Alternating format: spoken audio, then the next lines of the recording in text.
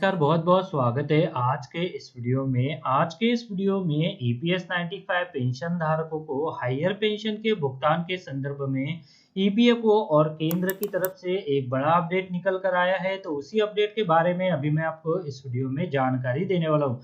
तो जो है ईपीएफओ के जो हायर पेंशन लेने वाले पेंशन धारक है और जो हायर पेंशन की आस लगाए हुए पेंशन धारक है, तो उनके लिए ईपीएफओ और केंद्र सरकार का कहना है कि उच्च वेतन पर उच्च पेंशन भुगतान करना संभव नहीं है। तो ऐसे में यहाँ पर ये जो अपडेट ईपीएफओ की तरफ से निकल कर आया है, तो उसी अपडेट के बारे में अभी मैं आपको इस वीडियो में जानकारी देने वाला हूँ। तो आप इस वीडियो के साथ अंत तक बने रहिए, वीडियो को बिल्कुल भी स्किप ना कीजिए, ताकि ये जो इम्पोर्टेंट अपडेट ईपीएफओ की तरफ से ईपीएस 95 पेंशन धारकों की हायर पेंशन के संदर्भ में निकल कर आया है, तो इसके बारे में आपको पूरी जानकारी मिल सके। और इसी तरह के अपडेट जानने के लिए अगर आपने चैनल को अभी तक सब्सक्राइब नहीं किया है, तो वीडियो के नीचे जो रेड कलर का बटन है उसे प्रेस करके आप चैनल को सब्सक्राइब करके रख लीजिए, और उसके बाद जो बेल का बटन आएगा उसे भी आप प्रेस कर दीजिएगा, ताकि भविष्य में आपसे संबंधित जो भी अपडेट आए तो उसका नोटिफिकेशन आपको सबसे पहले मिल सके।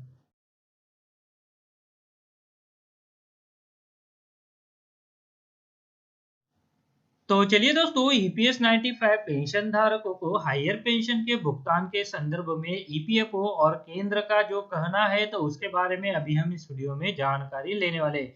तो जो ईपीएफओ और केंद्र का कहना है कि उच्च वेतन पर उच्च पेंशन का भुगतान करना संभव नहीं है। कर्मचारी भविष्य निधि संगठन और श्रम मंत्रालय ने कहा है कि ईपीएस 95 पेंशन का भुगतान उच्च वेतन के अनुपात में नहीं किया जा सकता, क्योंकि यह बड़ा वित्तीय बोझ पैदा करेगा। केंद्र सरकार इसे सुप्रीम कोर्ट को सूचित करेगी, जो पीएफ पेंशन पर एक मामले की सुनवाई कर रही है। ईपीएफओ अधिकारियों ने श्रम के लिए संसदीय स्थायी समिति को यह जानकारी दी है। वित्तीय बोझ पैदा होगा तो इसे हल करना ईपीएफओ का मसला है। अगर ईपीएफओ उच्च वेतन पर ईपीएस 95 पेंशन में अंशदान लेता है, या इससे पहले जो कर्मचारी उच्च वेतन पर अंशदान कर चुके हैं, उन्हें उच्च वेतन पर पेंशन भुगतान करने का आदेश माननीय उच्चतम न्यायालय द्वारा दिया जाना चाहिए, क्योंकि माननीय उच्चतम न्यायालय द्वारा ऐसा फैसला अप्रैल 2019 में दिया जा चुका है। भले ही ईपीएफओ अपनी तरफ से ऐसी दलील पेश करे, अगर ऐसा हुआ तो यह उन लाखों लोगों पर प्रतिकूल प्रभाव डालेगा जो उच्च पेंशन की उम्मीद कर रहे हैं।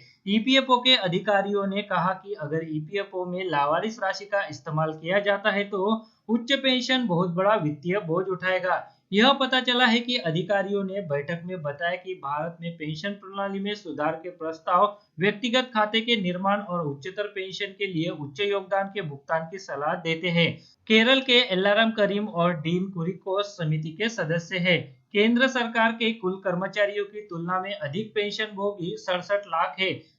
सुप्रीम कोर्ट ईपीएफओ द्वारा दायर की गई समीक्षा याचिका और केरल उच्च न्यायालय के फैसले के खिलाफ श्रम मंत्रालय की विशेष अनुमति याचिका पर विचार कर रहा है। तो चलिए अभी जान लेते हैं कि ईपीएफओ की दलीलें क्या है। 2018 में एक उच्च स्तरीय समिति ने एक रिपोर्ट दी थी, जिसमें कहा गया था कि न्यूनतम पेंशन को 1000 रुपए से बढ़ाकर 2000 रुपए किया जाना चाहिए। इसके लिए 4169 करोड़ रुपए से 4526 करोड़ रुपए के अतिरिक्त बजटीय समर्थन की आवश्यकता होगी। अगर इसे बढ़ाकर 3000 रुपए किया जाए, तो हर साल अतिरिक्त 11880 रुपए 14593 करोड़ रुपए की आवश्यकता होगी। उन लोगों को 15 साल के बाद पूर्ण पेंशन का भुगतान करने की जिम्मेदारी है, जिन्होंने पहले ही अपनी पेंशन का हंगामा किया है।